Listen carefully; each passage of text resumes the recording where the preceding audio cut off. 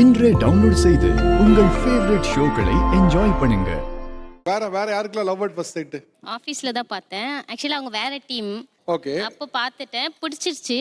But எப்படி சொல்கிறதுலாம் தெரியல. Friend என் கூட ஒருத்தி இருப்பா, அவகிட்ட சொல்லியிருந்தேன் அந்த பையன் ஹேர் ஸ்டைல் தனுஷ் மாதிரி இருக்குடி அப்படி சொல்லிட்டு. ஆக்சுவலாக தனுஷ் பிடிக்கும்ன்றதால அவங்க ஹேர் ஸ்டைல். ஓகே, தனுஷ் உங்களுக்கு பிடிக்கும். சோ அதனால அந்த ஹேர் ஸ்டைலுக்காக. ஓகே, சொன்னோன்னா அவர் அக்செப்ட் பண்ணிட்டாரு. ஆஹா இல்லை சார், அக்செப்ட்லாம் பண்ணல சார்.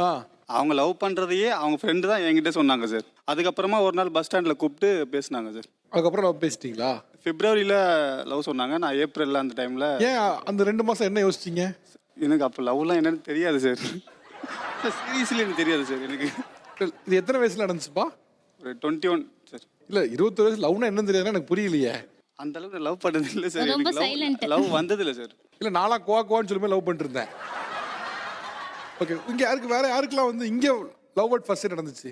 நம்மளது 2016 படையப்பா நீலாம்பரி காம்போ. நம்மளது எப்படின்னு வச்சுக்கோங்களேன், அவங்க என்ன தம்பின்னு தான் கூப்பிடுவாங்க. நம்ம இப்படி சொல்கிறது லைக் ஒரு நிமிஷம், ஒரே ஆஃபீஸ் தான் ஒர்க் பண்ணோம். பதட்டப்படாதீங்க, மெதுவாக சொல்லுங்க. பதட்டமாக தான் சார், கொஞ்சம் பதட்டமாக தான் இருக்குது. இல்லை, நீங்கள் ஃபர்ஸ்ட் எங்கே பார்த்தீங்க? நான் கேட்கறதுக்கு பதில் சொல்லுங்க, பதட்டம் போயிடும். அவங்க லைன் லீடராக இருந்தாங்க. லைன் லீடரா? லீடர், ஆமாம். அவங்கள பார்த்தாலே எல்லாருக்குமே பயம். ஏன்னா ஒரு மாதிரி டெரரான கேரக்டர். கம்பெனியில் நிறைய பேர் அவங்கள லவ் பண்ணியிருக்காங்க. சும்மா பேச்சை போடலான்னு போடுவேன். என்னடா தம்பி இங்கே வா, மிரட்டுவாங்க சார். அதெல்லாம் எடுத்து இப்படி என்ன பண்ணிட்டுருக்க, சம்பளம் வாங்குறல, இப்பவும் பயம்தான் சார். இதெல்லாம் இருக்கிறதுனாலயா? ஆமாம் சார், மிரட்டிகிட்டே இருப்பாங்க சார். இது எப்போ லவ் அவங்களுக்கு மாறிச்சுன்னா, என்னோட ஃப்ரெண்டு அவர்கிட்ட சண்டை போட்டான். நீ எதுக்கு அவங்க கூட பேசுகிற, நீ எதுக்கு அவங்க கூடலாம் பேசக்கூடாது அப்படின்ற மாதிரி ஒரு சண்டை போட்டாங்க. அதை போட்டவொடனே இவங்களுக்கு என்ன ஆயிடுச்சுன்னு தெரில. 3 மாதம் என்கிட்ட பேசலை சார். 3 மாதம் பேசலை. சரி இந்த புள்ள பேசலைன்ட்டு நானும் என்ன பண்ணிட்டேன், சரி ஆஃபீஸ் விட்டு நின்றுலான்ட்டு நானும் பிளான் பண்ணி மாலைலாம் போட்டேன். லாஸ்ட் நாள் நாளைக்கு மலைக்கு போகிறோம் அப்படின்ற மாதிரி, இன்றைக்கி லீவ் எடுத்துடலாம், அவ்வளோ முடிச்சிடலாம் அப்படின்னு நினைக்கும் போது, தம்பி இங்கே வான்னு மறுபடியும் பேசினாங்க. மறுபடியும் பேசுகிறாங்களே, சரி மறுபடியும் லவ் தான் வந்துடுச்சு போலன்ட்டு மறுபடியும் போனேன். இவங்களும் நல்லா பேசுனாங்க. அப்புறம் பார்த்தா ஒரு 3 மாதம் கழிச்சு சொல்கிறாங்க, உன்னை பழி வாங்க தான் நான் உன்னை லவ் பண்ணேன் அப்படின்னாங்க. என்ன பழி வாங்க? ஆக்சுவலாக நான் அவரை லவ்வே பண்ணல சார். நான் லவ் பண்ணாத முன்னே அவங்க வீட்டிலேருந்து யாரோ அவங்க ஃப்ரெண்டு ரிலேஷன் யாருன்னு தெரியல, அந்த பொண்ணு ஏன் என் தம்பியை நீ லவ் பண்ணுற, நான் லவ்வே பண்ணாதவள அத்தனை பேர் முன்னாடி நான் அங்கே ஒரு இதில் இருக்கேன், எல்லாரும் முன்னாடி என்னை ஒரு மாதிரி இன்சல்ட் பண்ணுற மாதிரி பேசிட்டா. சரி இவனை நான் லவ் பண்ணல, ஆனால் பண்ணி உன் தம்பியை ஏமாத்திட்டு போகிறோம் பார்க்குறியா அப்படின்ட்டு ரிவெஞ்ச் எடுத்து போனேன். நானே ரிவெஞ்ச் ஆகி 10 வருஷமா இங்கே 10 வருஷமா ஹஸ்பண்டாக ஒர்க் பண்ணிட்டு இருக்கேன் சார். மாட்டிக்கிட்டேன். பழி வாங்க வந்தேன்னா நானே பழி ஆயிட்டேன். ஓகே ஓகே, வேற நீங்க எந்த ஃபீல்ட்ல ஒர்க் பண்றீங்க? நான் பிபிஓல தான் சார் ஒர்க் பண்றேன். பிபிஓ. ஓகே, உங்களுக்கு நீங்க எங்க பாத்தீங்க ஃபர்ஸ்ட்? அதான் நான் இன்டர்வியூ போனப்ப ஃபர்ஸ்ட் பேட்சா எடுத்துட்டு இருந்தாங்க டிஃப்ரெண்ட் டீம்ஸ்க்கு. அப்பதான் நான் அவங்கள ஃபர்ஸ்ட் பார்த்தேன். அவங்க என்னவா இருந்தாங்க? அவங்களும் இன்டர்வியூ அட்டென்ட் பண்ண வந்தாங்க. இன்டர்வியூ அட்டென்ட் பண்ண வந்துட்டீங்களா? ஓகேவா. அப்போ என் ஃப்ரெண்டு இன்னொருத்தன் கூட வந்திருந்தான். எல்லாரும் செலக்ட் ஆகிட்டோம், அவங்களும் செலக்ட் ஆகிட்டாங்க. அப்போ அவன் அவங்க கிட்ட ஃப்ரீக்வெண்ட்டாக பேச ஆரம்பிச்சுட்டு என்கிட்ட சொன்னா, நான் நம்பர்லாம் வாங்கிட்டேன்டா அப்படின்னா. அதான் அவன் வாங்கிட்டானேன்னு சொல்லிட்டு அவன் ஃபோன்லேருந்து நான் நம்பர் எடுத்துட்டு அவங்களாம் அப்போ ரொம்ப ஸ்ட்ரிக்டாக இருப்பாங்க. எந்த அளவுக்கு ஸ்ட்ரிக்ட்னா, மிஸ்டு கால் பார்த்துட்டு திரும்ப மிஸ்டு கால் தான் கொடுப்பாங்க அப்போலாம். சார் ஃபேமிலி ஃப்ரெண்ட் ஆகிட்டாங்க சார். என்ன அப்படின்னா, இந்த 2023 25க்குள்ள ஃபேமிலி ஃப்ரெண்ட் ஆகிட்டாங்க. என் தங்கச்சிட்ட பேசுறது ஸ்டூடெண்ட்டாக தெரியும். இப்போ எங்கள் அம்மா கேட்டிங்கன்னா ஸ்டூடெண்ட்டாக தெரியும்.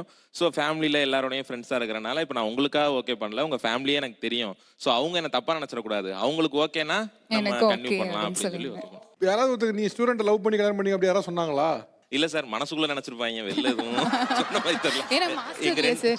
மாஸ்டர் ஸ்டூடெண்ட் சொன்னாங்கன்னா அப்புறம் அடுத்த நாள் அவங்கள பார்க்கணும் இல்லையா? உங்களுக்கு லவ் ஸ்டார்ட் ஆன மொமெண்ட் இது? ஒரே மொமெண்ட்ல லவ்லாம் ஸ்டார்ட் ஆகல. கொஞ்சமா நான் எனக்கு கொஞ்சம் எதிர்பார்ப்பெலாம் இருந்துச்சு. நான் கல்யாணம் பண்ண போகிற பொண்ணு என்னோட ஃபீல்ட்லேயே இருக்கணும், கொஞ்சம் எக்ஸ்ட்ரோவர்ட்டாக இருக்கணும், என்னோட வைப் மேட்ச் ஆகணும், இந்த மாதிரி சில எதிர்பார்ப்புலாம் இருந்துச்சு. ஸோ இவங்ககிட்ட பழகும்போது அப்படி ஒன்று மேட்ச் ஆகிட்டே வந்துச்சு, ஒன்று கனெக்ட் ஆச்சு. ஏன் இவங்களே நம்ம ப்ரப்போஸ் பண்ணலாமே அப்படின்னு சொல்லி ஒரு நாள் தீபாவளி நைட்டு ஒரு நாள் ஃபோன் பண்ணி, அப்பா எங்கள் வீட்டில் பொண்ணு பார்த்துக்கிட்டு இருக்காங்க, அப்பா எனக்கு நீ என்னப்பா சொல்கிற அப்படின்னு அவங்கள பார்த்து கேட்டேன், ஃபோனில் கேட்டேன். என்ன சொன்னீங்க? அதான் சார், நான் எதிர்பார்க்கவே இல்லை. ஆக்சுவலி எனக்கு அவரை ரொம்ப பிடிக்கும். என்னன்னா, அவரை ஃபர்ஸ்ட்டு நான் ஒரு ஆஃபீஸ் ஜாயின் பண்ணி ஒரு 3 மந்த்துக்கு அப்புறம் தான் அவர் ஜாயின் பண்ணார். அப்போ ஒரு 1 மந்த் நான் போகல, அப்பா இறந்துட்டாருன்னு ஆஃபீஸே போயிட்டு வர கேப்பில் என்கிட்ட சொன்னாங்க, இது மாதிரி புதுசாக 4-5 பேர் ஜாயின் பண்ணியிருக்காங்க, செம சூப்பராக பேசுகிறாங்க அப்படின்னு சொன்னாங்க. சரி 2K கிட்ட இருக்கும் போல் அப்படின்னு நான் நினச்சேன். நான் ஃபஸ்ட்டு அவரை தம்பின்னு தான் சொன்னேன். ஸோ தம்பின்னு தான் பேசிட்டு இருந்தேன். 1 மந்த் அப்படி தான் பேசிகிட்டு இருந்தேன். அப்புறம் போக தெரிஞ்சு நல்லா வைபான ஆள். பேசும்போதே ஏதாவது காமெடி பிடிச்சி பேசுவார். அதே மாதிரி டக்குன்னு ஒரு பாட்டு பாடுவார். இதெல்லாமே ரொம்ப பிடிக்கும். ஒரு மாதிரி நல்லா இம்ப்ரெசிவாக தான் இருந்தது. ஆனால் எனக்கு அந்த தாட் இல்லை. சரி ஓகே, நல்லா இருக்குப்பா, வைபாக இருக்குப்பா, ஒர்க் பண்ணுற இடத்துல கொஞ்சம் ஈஸியாக இருக்குப்பா அப்படின்ற மாதிரி தான் இருந்துச்சு. திடீர்னு கேஷுவலாக அவங்க ஒரு பாட்டுக்கு தீபாவளி அன்னைக்கு ஃபோன் பண்ணி நான் ரிலேட்டிவ் வீட்டில் இருக்கேன். நான் எதிர்பார்க்கவே இல்லை. எனக்கு என்ன ரிப்ளை பண்ணுறதுனே தெரியல. நான் என்ன சொன்னேன், இங்கே பாருப்பா, நீ நல்லா பேசுகிற, காமெடி பண்ணுறன்றக்காகலாம் உனக்கு கட்ட முடியாது. எனக்கு நிறைய கமிட்மெண்ட்ஸ் இருக்குது, எனக்கு நிறைய பேஷன் இருக்குது, நான் அதை நோக்கி தான் ஓடணும். ஸோ இதை பற்றிலாம் என்கிட்ட பேசாத, இதை அப்படியே விட்டுறலாம் அப்படின்னு சொல்லிட்டு அந்த விஷயத்தை அப்படியே ஜீரோ ஃபீலிங்ஸ். பிடிக்கும், ஆனால் அப்படி இல்லை. சில கம்பெனியில் வந்து சில இடத்துல ரெஸ்ட்ரிக்ஷன் வச்சிருப்பாங்க. கேர்ள்ஸ் மட்டும் தான் அந்த இடத்துல போனால் பாய்ஸ் நாட் அலோடு அப்படின்ற மாதிரி வச்சிருப்பாங்க. அந்த மாதிரி கேபின்லாம் அவங்கள உட்கார வச்சிருக்காங்க. நான் போய் என்னோட சூப்பர்வைசர் கிட்ட பேசுகிறேன். பேசும்போது ஆனால் எனக்கு என்னன்னு தெரியலண்ணா, எனக்கு படன்னு வருது, திவ்யாவுக்கு இந்த மாதிரி உடம்பு சரியில்லைன்னு சொல்கிறாங்க, நான் எனக்கு என்ன பண்ணுறதுன்னு தெரியல அப்படின்ட்டு, நீ உள்ளெல்லாம் போகக்கூடாதா, அது பெரிய பிரச்சனையாடும், உன்னோட வேலைக்கே பெரிய லவ் பண்ணும்போது உள்ளே இருக்கும் சார், ஒரே ஆஃபீஸில் தானே ஒர்க் பண்ணிட்டு இருக்கோம். அப்போ சொல்கிறாங்க உன்னோட வேலைக்கே பிரச்சனை ஆகிடும் அப்படி சொல்லிட்டு சொல்கிறாங்க என்கிட்ட. சொல்லும் போது என்னோட மைண்டில் அதெல்லாம் இல்லை. நான் என்ன நடக்குது, என்ன பண்ணுறேன்ட்டு எனக்கே தெரியல. நான் நேராக உள்ளே போகிறேன். அங்கே அப்போ நான் போகும்போது யாருமே என்னை கவனிக்கல. அது யூஸ்வலாக எல்லாமே ஒர்க் பண்ணிட்டு இருக்காங்க, பிஸியில் கவனிக்கல. நான் நேராக உள்ளே போயிட்டேன். உள்ளே போனோடனே இவள் படுத்துட்டு இருக்கா. இந்த ஃபர்ஸ்ட் எய்ட் மாரி கொஞ்சம் ஏதோ ஒன்று கொடுத்து அவளை படுக்க வச்சுருக்காங்க. ஆனால் அவளுக்கு பயங்கரமான ஃபீவர், அவளை ஒன்றுமே முடியல. நான் வந்திருக்கிறது கூட அவளுக்கு கான்சியஸே இல்லை சுத்தமாக. திவ்யான்ற நான் உள்ளே போயிட்டு திவ்யான்னு போய் அங்கே இருக்கிற ஹெச்ஆர், அவங்க டீம் லீடர் எல்லாருமே உள்ளே வந்துட்டாங்க. இங்கே பாய்ஸ் நாட் அலோடுப்பா, நீ எதுக்கு இங்கே என்ன வந்து வேலை பண்ணிட்டு இருக்கு, இவளுக்கு ஏன் உடம்பு முடியல, இவளை உள்ளே ஏன் படுக்க வச்சுட்டு இருக்கீங்க, இவளை வெளியே அனுப்புங்க, நான் கூப்பிட்டு போகிறேன், நான் கூப்பிட்டு போய் அவளுக்கு என்ன ட்ரீட்மெண்ட்டோ நான் பார்த்துக்கிறேன், நீங்கள் தயவு செஞ்சு இவளை வெளியே அனுப்புங்கன்றேன். உடனே அவங்க என்ன பண்ணுறாங்க, ஹெச்ஆர் டீம் கிட்ட பேசி செக்யூரிட்டிலாம் கூப்பிட்டு வந்துட்டாங்க. ஒரு 10-15 பேர் உள்ள கேபினில் வந்துட்டாங்க. என்னை பிடிச்சிட்டாங்க. இப்போ நீங்கள் அனுப்புறீங்களா இல்லை இந்த கேபின் எல்லாம் உடச்சிட்டு இல்லை இந்த கம்பெனியெல்லாம் உடைச்சிட்டு என்ன தான் பண்ணணும் சொல்கிறீங்க, இப்போ என்ன தான் நான் இதில் பண்ணணும், இப்போ நான் இங்கேருந்து வெளியே கொண்டு போகணும், இவளை இங்கேருந்து வெளியே நான் கொண்டு போகணும், அதுக்கு நான் என்ன பண்ணால் நீங்கள் என்னை விடுவீங்க அப்படி சொல்லி கேட்டேன். அதுக்கப்புறம் அவங்களே என்ன பண்ணாங்க, ஒரு டீம் அரேஞ்ச் பண்ணிவிட்டு இவளை ஹாஸ்பிட்டலுக்கு கூப்பிட்டு போயிட்டு என்ன ஸ்டேஷனில் கம்ப்ளைண்ட் கொடுத்துட்டாங்க. ஸ்டேஷன் கூப்பிட்டு போயிட்டாங்க, அங்கேருந்து லோக்கல் ஸ்டேஷன் கூப்பிட்டு போயிட்டு இவ்வளோ ட்ரீட்மெண்ட் முடிச்சு கூப்பிட்டு வராங்க. யாருமா இவனை உனக்கு, ஏன்னா என்ன காரணத்துக்காக நீ உள்ளே வந்து இவ்வளோ பிரச்சனை பண்ணுற, உனக்கு தெரியுமா தெரியாதா அப்படின்ற மாதிரி கூப்பிட்டு கேட்கும்போது நான் அவனை மாமான் தான் கூப்பிட்டு நான் அன்றைக்கி சொன்னேன் சார்.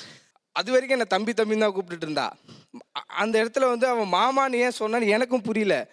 அதுக்கப்புறம் எனக்கு ஏன் அது அவள் சொன்னான்றனா, அவன் மாமான்னு சொன்னேன்ப்பா, அந்த பொண்ணு அவ்வளோ ஸ்ட்ராங்காக சொல்லுது, இவனை கூப்பிட்டு வந்து இங்கே இந்த வேலைலாம் பண்ணிட்டு இருக்கீங்க, கம்பெனிக்கார ஹெச்ஆர்லாம் பிடிச்சி திட்டிட்டு அனுப்பிட்டாங்க. அன்றைக்கி தான் ஒரு விஷயத்த நான் அது ஒரு கவிதை முறையில் நான் சொல்லலாம்னு நினைக்கிறேன்.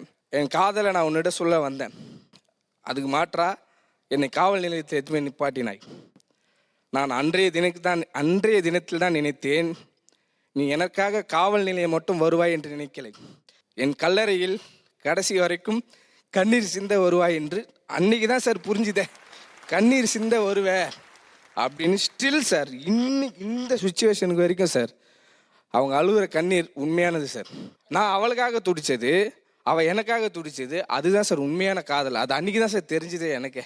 ஆக்சுவலாக அது வரைக்கும் அவர் வந்து தம்பின்னு கூப்பிட்ட ஒரு ஆள் திடீர்னு எப்படி அந்த இடத்துல மாமான்னு சொன்னீங்க? இல்லை, நான் லவ் பண்ணிட்டு தான் சார் இந்த அவட்ட சொல்லலை எனக்கும் தெரியாது.